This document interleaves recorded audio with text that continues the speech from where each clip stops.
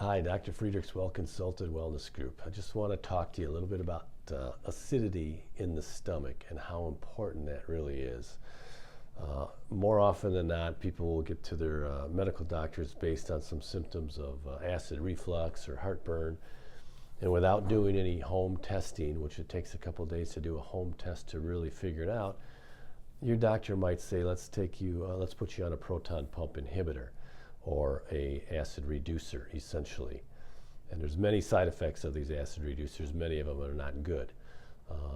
But more often than not, people need more acid in their gut versus less acid in their gut.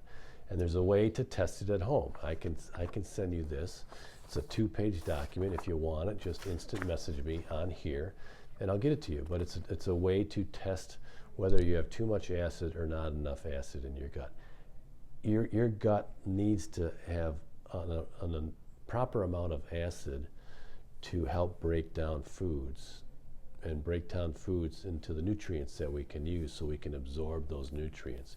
If you don't have enough acid in your gut, then your gut won't trigger the pancreas to release digestive enzymes that are needed to break down foods and then gather the nutrients and the minerals and the proteins out of those foods that we consume so our body can use those nutrients. So acidity levels in the stomach are vital.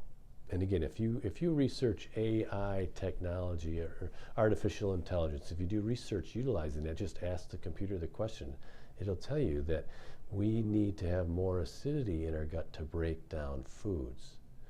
And people that are getting on proton pump inhibitors, they end up having less acidity, of course, and not enough at all. And then these people we're finding become malnourished because they don't have enough acid in their gut to break down the foods into micronutrients and microminerals that our body can use.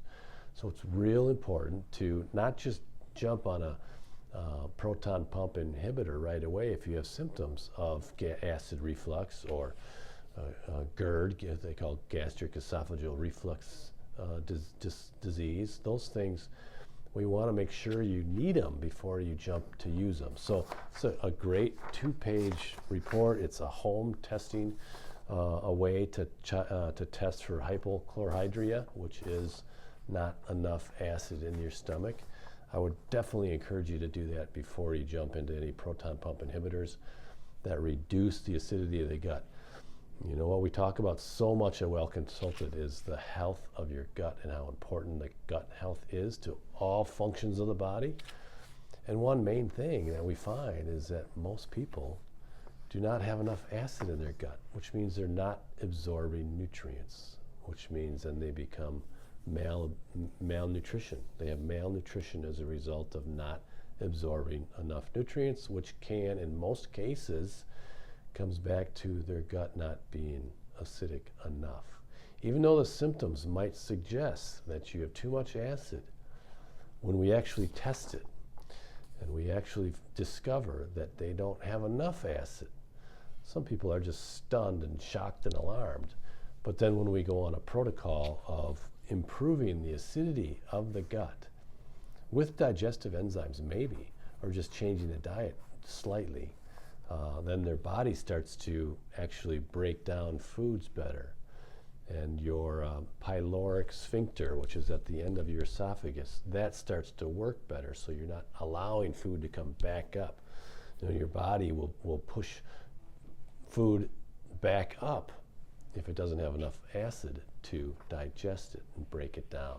So again, if you want this, just let me know. I'd love to share it. It's low stomach acidity facts and testing, and then there's a self-testing treatment sheet. It's easily done. It's done at home, but you have to do it over a course of a couple days.